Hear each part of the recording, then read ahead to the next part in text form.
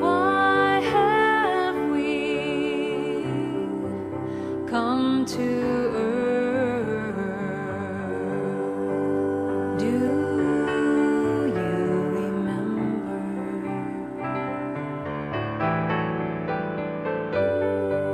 Why have we taken birth? Do you remember? I feel filled up. Do you feel filled up? Woo! That was my talk right there. So I don't have to do my talk now. So I have a talk here. And unfortunately, I left it up here from last time and didn't reorganize it. Give me a moment. So I have this talk, and we're going to talk today about righteous judgment. And I want to say it's good to be back. I was gone last week, as some of you know, marrying my daughter off. I wasn't actually doing the wedding. I was walking her down the aisle. So it was really sweet. We were down in Sacramento having that ceremony. And so, and I understand that Melissa Felipe and Z Egloff were here, and you guys even did some rap. Yeah? Okay. Should we do some rap today? Yeah. Unfortunately, I'm not as good as Z, so I'm not even going to try that. I was thinking about it in the back of my mind. It just passed through for a second, and then I said, no, edit that thought.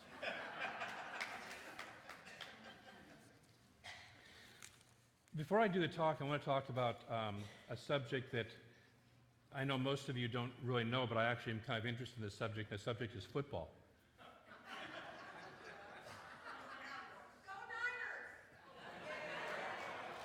I hope they go because, I mean, they haven't been going for a while here now. So, of course, my Seahawks haven't been doing much better either. So, the thing that's most aggravating is Reverend Mary's college team, Ohio State Buckeyes, is the #1 team in the nation. That just aggravates.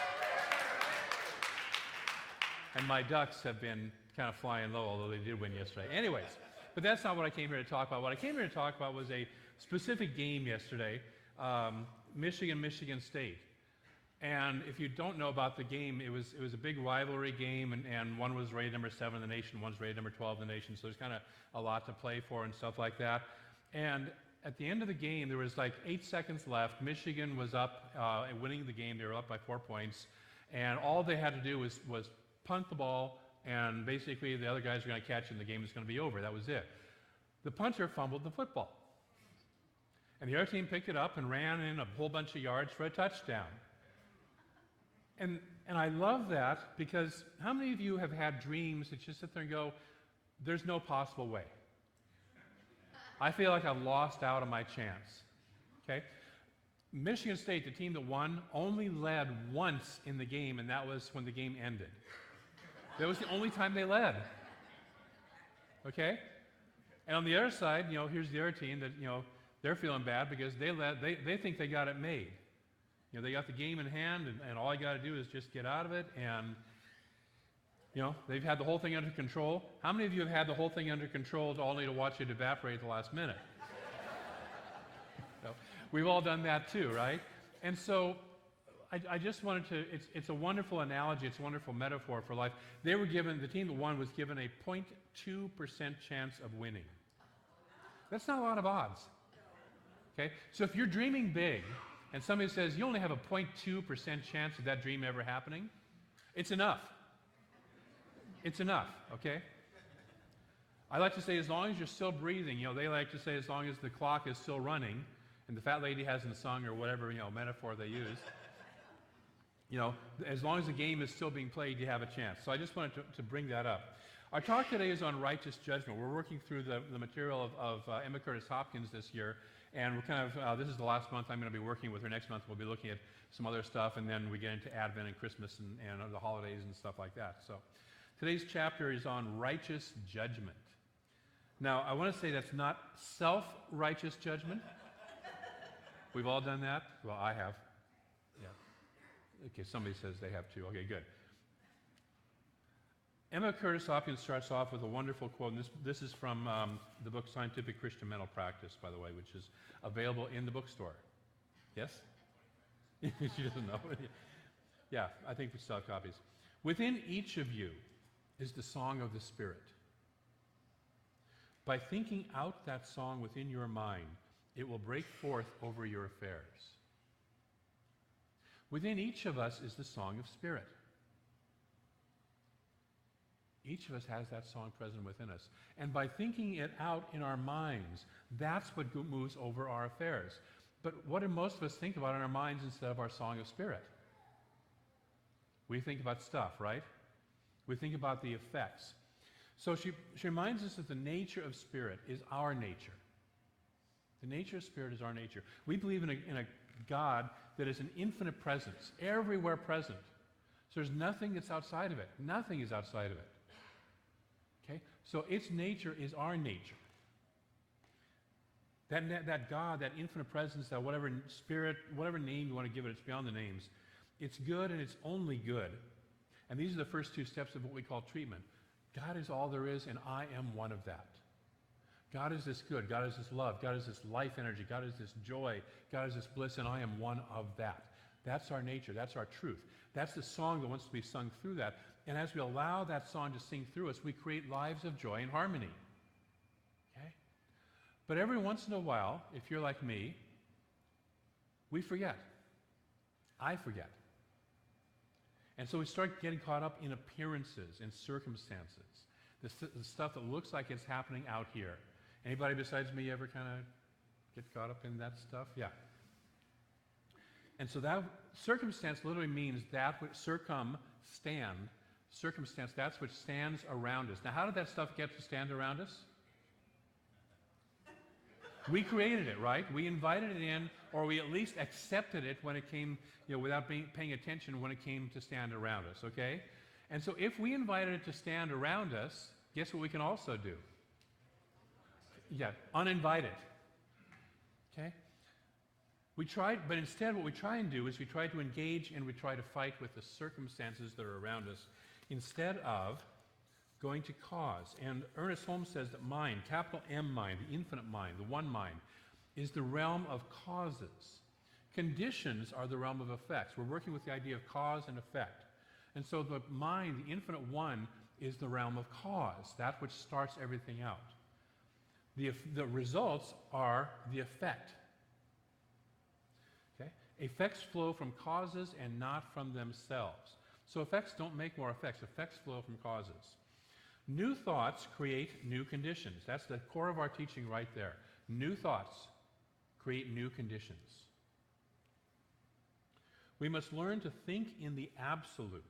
This means to think independently of any given or experienced effect. So what is he saying here? He's saying that our mind, first of all, mind, capital M mind, is not our own individualized mind. It's the infinite mind, and we all use it. We all use it to some degree or another. And some of us use it more wisely than. Let me rephrase that. We all use it more wisely than at other times, right? Sometimes we use it more wisely than at other times. Is that a good thing? Is that a good way to say that? Yeah. And we make use of this one mind. But if we don't take the time to engage that core, that mind, if we don't take the time to go back to that source and to start to listen to it, we start judging from our small mind. We start paying attention and living from our small mind. We start looking at the effects. We start looking at the conditions, and we get wrapped up in those. In the old mining camps, cowboy camps, when movies first came out and they started showing movies in the late 1800s, every once in a while the cowboy would get up from the audience and with his gun shoot the villain on the screen. Didn't work really well. Okay? And we do that in our own lives, don't we? We try and shoot the villain on the screen out there instead of looking and saying, what's happening in here? Yesterday at our intentions retreat, I was working with a person who has a wonderful world vision, a wonderful, beautiful, powerful vision of the world, but was caught up in some of the effects, some of the stuff that was happening out here about it, to the point that that person was feeling ineffective in what they were doing and just caught up in this dance of bang, bang, bang, banging ahead into the effects, because there were some people who were saying that there's not even a need for the vision. Okay? There's not even a need. What you say is happening isn't happening. It's not happening. We've all been like that, la, la, la, la, right? We've all, so there's that group of people. Then there's the group of people that say, well, yeah, it's happening, but there's nothing I can do about it. Nothing we can do about it. It's just happening. We're along for the ride. And you know people like that too, right? Yeah. So we have that. And what we did was we finally got to the point of what is the song that Spirit wants to sing? What is the real vision that wants to come through? And when we got to that, when we stopped dealing with the effect, the stuff out here, and started to say, what's the dream? What's the vision? What is it that really wants to come through?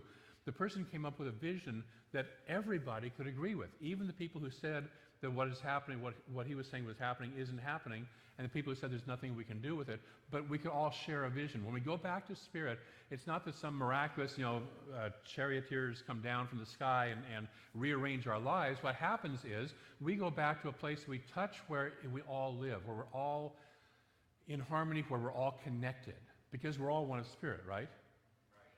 Even the person who angers us the most, even, you take their, somebody was asking me at the first service, what about people from ISIS and ISIL and like that? Even the worst person in ISIS is still one of Spirit. They're still connected to Spirit. They may not be working it real well. They may have forgotten it completely, but they still are connected with Spirit. And if we can connect at that level, then we start to create something new and fresh. We start to create something new and fresh. Take a breath. I know I just talked about a touchy subject there. Okay. The Cold War ended between the United States and Russia when we started to see each other as human beings, when Americans and Russians started to actually interact with each other at the people level, not the leaders level, the people level, and we suddenly realized that we were all human beings. And they were just as scared of us as we were scared of them. And we were all scared of our leaders and what they might do with those big, nuclear bombs, okay?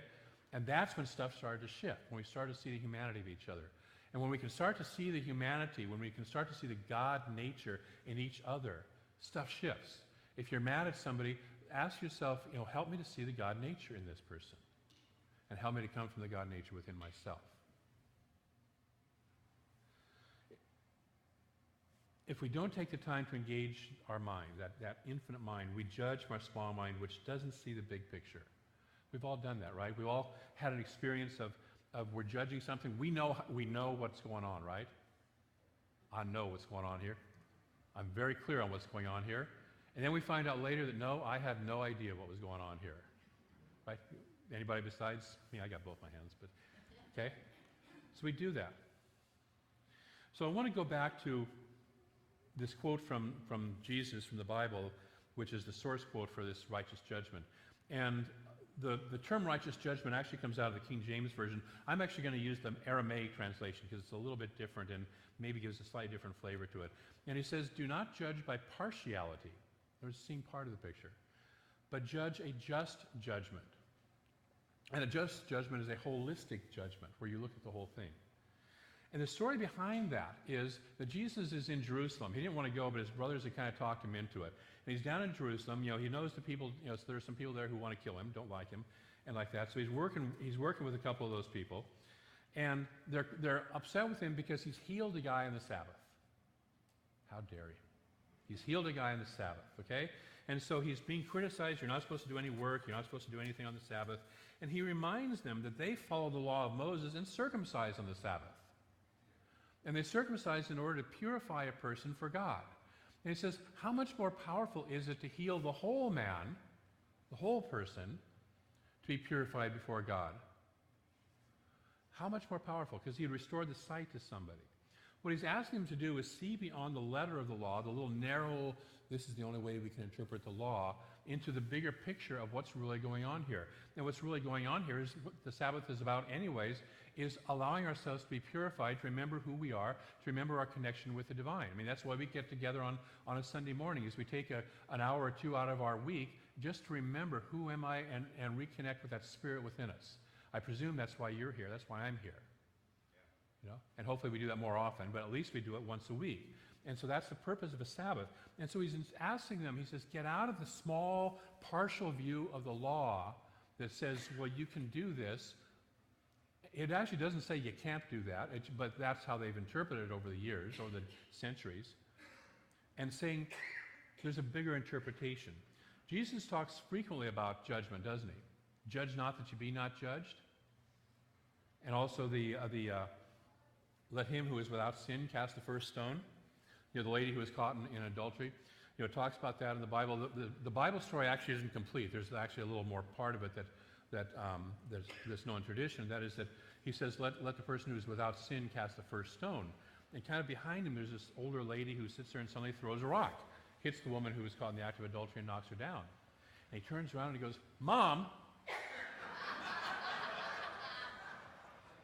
That wasn't in the Bible. When we judge by appearances, we're only looking at effects. We're only looking at effects. We're not looking at cause. We're not looking at the start of it.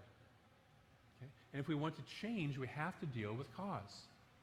If we want to shift something in our lives, we have to go back to that part of us that was the creator, the cause, that first cause within us, and touch in with that. Emma says that sin in her idea is not this hellfire damnation thing. It's just the experience of being separate from God, separate from good, separate from our joy.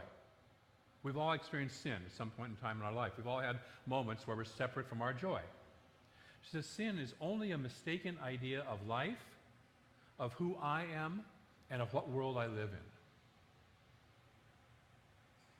Sin is only a mistaken idea of life itself, of who I am, and of what world I live in. Somebody was telling me that Z. Egloff, I think, was talking here last Sunday, and she said she lived in piano prison for a while. Did she? Yeah, right. Where she had been shamed when she was about 5 years old as far as her ability to play piano. You know, she'd made 3 mistakes according to her mother, and she never would play in public again. Okay, and so that's a mistaken idea of who I am, given to us by somebody else, but we still have accepted it. We've still taken it in, willingly or unwillingly. Okay? And so we all have these things. We all have these mistaken ideas of who I am. See, the truth of who you are is you're God in form. Right? Okay? But we forget that. Or we don't know that. Or we don't know how to operate as that. We get scared to put ourselves fully out of this world because the world is filled with a whole lot of people who have forgotten that, right? And want to talk us out of it. You know, Jesus, when he walked around saying, I'm the Son of God, it's like, had a whole bunch of people who were saying, you're a blasphemer. But we're all sons and daughters of God. He wasn't saying, I'm special and you're not. Because he said, all these things I can do, you can do also, and greater things. So he sees all of us as one with the Father, one with the infinite presence. And that's the truth of who we are. Emma says the only mistake we've ever made was in mind, our own minds. The only mistake we've ever made in our own minds. And to see the truth about that erases the mistake. To start to live in capital T truth. And capital T truth is that God is absolute love. God is absolute love. Ricky Byers has a wonderful song that says it all fades into God. All the mistakes, all the things we've ever done and thought we did, all of our list of how we've done something wrong, it all fades into God if we let it fade. But most of us don't let it fade. We kind of keep it fresh in our minds and carry it around with us, right? So it brings us back, this truth, once we stand in truth, brings us back into alignment with the one mind. It brings us back into alignment with who we truly are. And when I'm living as who I truly am, I don't make mistakes. I'm living in joy and harmony. The inside and the outside are in alignment with each other. See, we're agents that simply make the invisible visible. That's what we are. We're that which allows the idea of beauty in God to become a rose garden or a beautiful painting or a beautiful song sung well or any of the other hundreds of ways that we do beauty. We're that which moves the idea of the invisible into the visible realm. That's why we suited up and played in this visible realm, right? It's to bring the nature of God into this realm, to create earth as heaven. That's what we're here for. Right? Hello? Take a breath. That's why we're here, in case you've forgotten. We're doing Love, Serve, and Remember after this, aren't we? Yes. Okay? So that's why we're here. We're here to love. We're here to bring heaven as earth, to express that here. We're here to bring our song to earth. When we live from mind, there's harmony between the thoughts and the externals. We turn from our judgments. We have judgments of other people. We have judgments of ourselves. We have judgments of circumstances. And so when we start to live in alignment, we start to turn away from those judgments. We start to let go of that. We start to no longer give that energy. Michael Beckwith likes to say, you know, what is it you're putting attention on? The universe pays attention to what you're putting your attention on, to what you're giving your attention to. What are you interested in? And if I'm interested in fighting with circumstances, judging myself, judging others, or whatever, the universe just says, oh, is that what you like to do? Okay, I can give you more of that. And more ways and more reasons and more experience of judging. And if I'm interested in singing the song of Spirit through me, the universe says, yes, I can do that too. And so the invitation is to start to pull back. To start to pull back from dancing out here on the world of effects, from trying to change the screen out here, as my friend Eddie Watkins says, from trying to comb the mirror and instead combing my own hair, okay? And start to play with our internal resource, start to play from our true center. Everything has been created by our individual and collective use of mind. Everything has been created by our individual and our collective use of mind. And thus everything that is here is a perfect expression of the creative process. Now you may not like it, but the creative process itself is perfect. See, if I plant a rose garden, but I plant it in the wrong soil with the wrong kind of rose for this climate, and I don't water it and I don't fertilize it, the law is going to work perfectly, isn't it?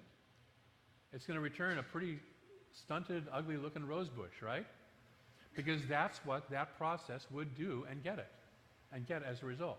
It works perfectly.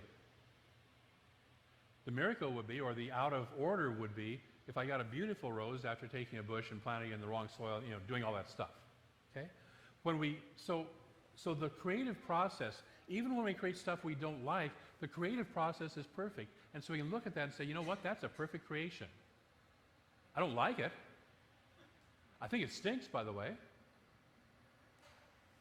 But the creative process is perfect. And if the creative process is perfect, I can start back over again and create something new out of that, and create something better, make a better use of this process. Do you understand that? Are we good? Okay, thank you. Just checking.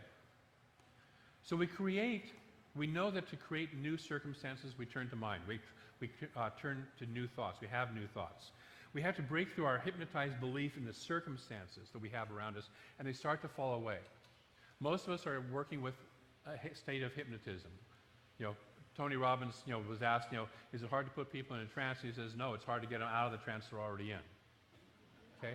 So most of us are walking around in a trance of believing, to some degree or another, the illusion. Don Miguel Ruiz, when we were talking about the Four Agreements, calls it the mitote, the dream of the world.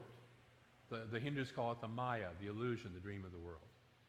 And so we're walking around thinking that what we believe is reality is reality.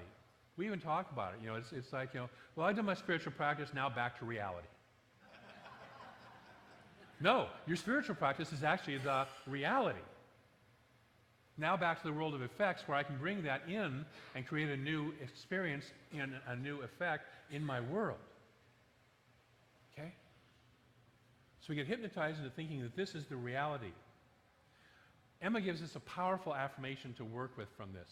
She says, and this is the affirmation, and this is an affirmation I'm going to tell you right off, some of you are going to get a little squirmy and uncomfortable with this affirmation, because a good affirmation makes us feel squirmy and uncomfortable when we first feel it, because we have to grow into it. If we already were there, we wouldn't need it. Okay? So this is one of those. I do not accuse the world or myself of sin. All is good. Let's say it together. I do not accuse the world or myself of sin. All is good. What would happen if you started to apply that in your life? And of course, the minute we say that, our mind comes up with, yeah, but what about, right? Okay? The list. And we carry our list around like a ball and chain of all the things that are wrong with me and all the things that are wrong with the world and why I can't express myself, my true self, my song of spirit. And this is the invitation to say, you know what? Lay down your burden. Lay down your burden. Emma puts it this way. Let me get out my assistants here. You have no idea how much the inefficiency of mankind comes from thinking about the wrongdoings of others and of ourselves. You have no idea how much the inefficiency of mankind, of all of us, comes from thinking about the wrongdoings of others and of ourselves. There is nothing more miserable than to feel that by some mistake in life you have not amounted to what you might have, and that your misfortunes all hinge on that mistake. We've met people like that, right? Back when I was 18, I could have done this, and instead I did that. Okay? When I was up in Seattle, it's like there's a whole lot of people around there. I could have invested in Microsoft stock. I knew the Gates back in the 80s, and I could have invested in that stock, or I could have bought this property that's now this beautiful, wonderful, high-priced piece of property that at the time wasn't anything, all that. We have our mistakes. I could have gone to this college, and I went to that college. I could have gone to college. I didn't. I could have not gone to college, and I did. Whatever, We all carry this mistake. Not all of us, but I mean, we have that. And she says there's nothing more miserable than that. She says, now, while a mistake seems to be so much, its right name is nothingness. How's that? How would you like to look at every mistake you believe you've ever made in your life and say, you know what? Your name is nothingness. Imagine that for a moment. Take something that you believe is a mistake in your life that you've been carrying around for a while, and just in your mind, just look at it and say, you know what? I'm done with you. Your name, is nothing. Nothingness. She goes on to say, God never made any mistakes in spirit. Your family never made any mistakes in spirit. None of you can possibly make any mistake in spirit. As spirit is all that is real of you, the facing of the worst trouble in your life, with the words that the mistakes that brought them being nothing, the troubles are nothing, will have a marvelous effect in putting them in a new relationship with you. I do not mean that you will be hardened to bear them. I mean that they will be gone. They will be gone. Isn't that powerful? What would it be like to take all that stuff that you've been carrying around and just say you are nothing and that you are gone? Just take a breath and feel that. If you've done that a little bit, just notice if you feel a little bit lighter. All that stuff.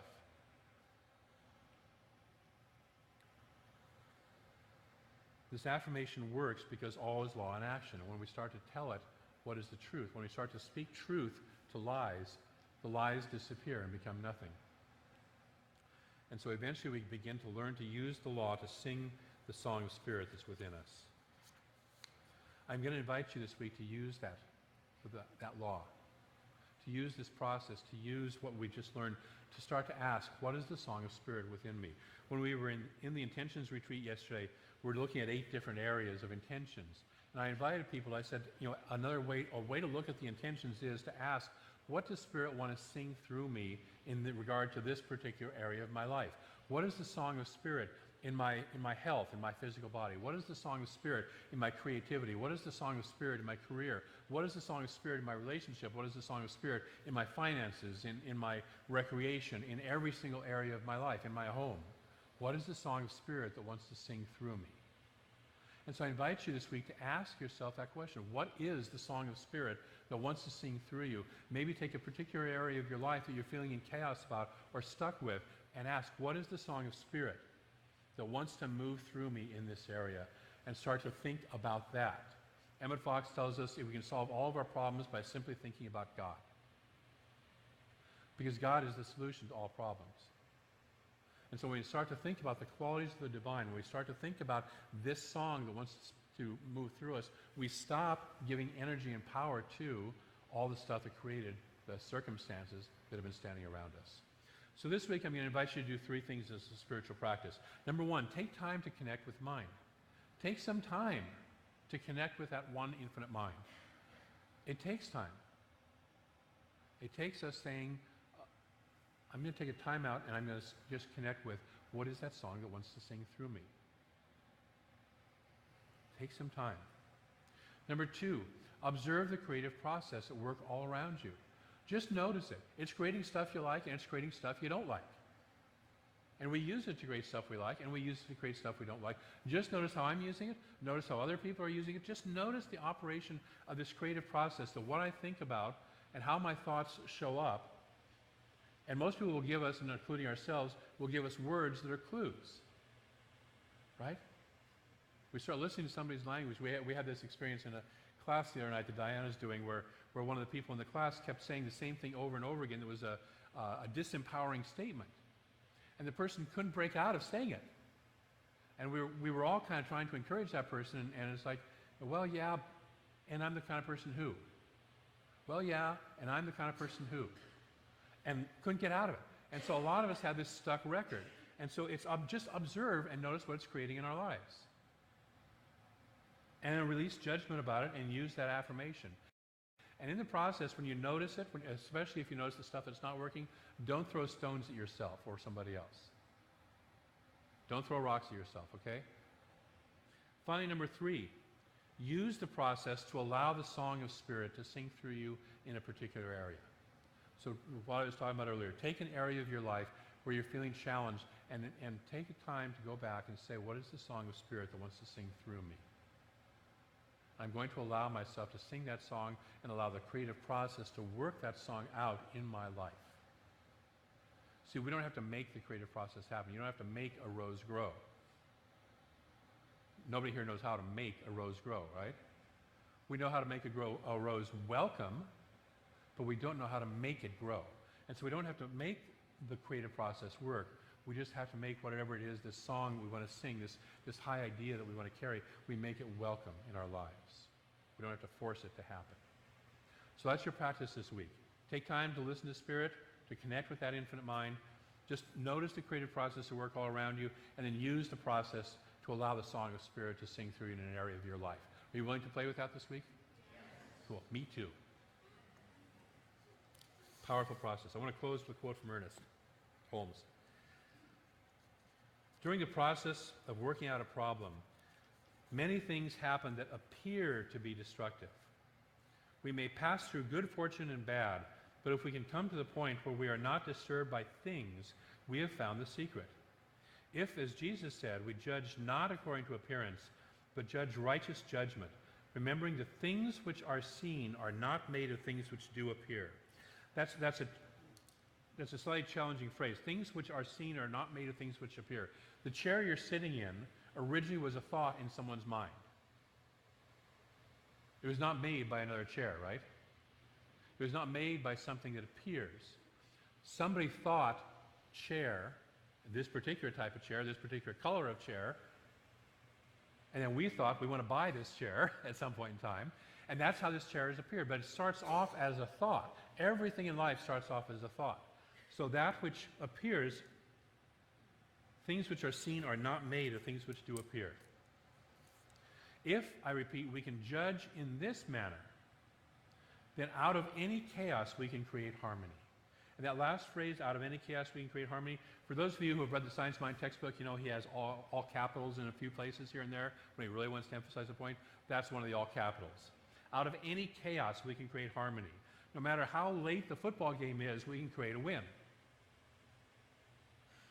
Out of any chaos. If we live with Spirit, if we sit there and take the time and say, what is the song that wants to be expressed through me here now? We can create harmony because that is Spirit's nature. And guess what? That's your nature, my nature, all of our nature. Let's move into prayer. So I know that there is that one beautiful, infinite presence, pure love, pure joy, pure harmony, absolute bliss. But that presence being infinite, is all there is. There is nothing outside of that presence.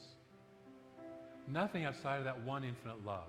Every mystic who has ever had that mystical experience has experienced a love that is so far beyond words, so far beyond conception that they can barely talk about it. And that is the nature of the infinite, by whatever name we give it. Whether we call it God, whether we call it Allah, whether we call it Adonai, whether we call it the Tao, whether we call it Jehovah, whether we call it any name we can think of, it is beyond all those names but includes them all. That presence is all there is. And because it is all there is, then you and I, each of us, has to be one of this infinite presence. I am, you are, one of this. And so we reveal the nature of God through us because we ourselves are, in truth, this life, this love, this joy, this bliss. This is our true nature. And so I speak my word that today we remember that, we wake up to that more fully than ever before. We stop accusing ourselves and anyone else of sin. We let that concept just go and recognize that all is perfect in the divine. God has no throwaway lines. The infinite presence took its time and its energy to be each one of us. And each one of us is a part of this whole symphony of music, this song of the universe. And as we contribute our song, as we contribute our expression of what we are here to be, the universe itself expresses a greater and greater harmony, a greater and greater wholeness, and becomes more of the truth of who and what God in each of us is.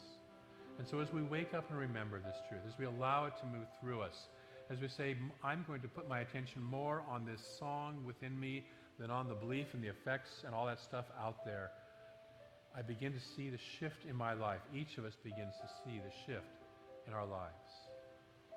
And for this shift, for this movement of good, for this movement of love, for this movement of joy in our lives, I am ever so grateful. I recognize this is the true living, the true life that we are each here to live. And so I release in gratitude this word into a law that moves it into form, this creative process that moves it into form, into expression, into experience in our lives right here, right now.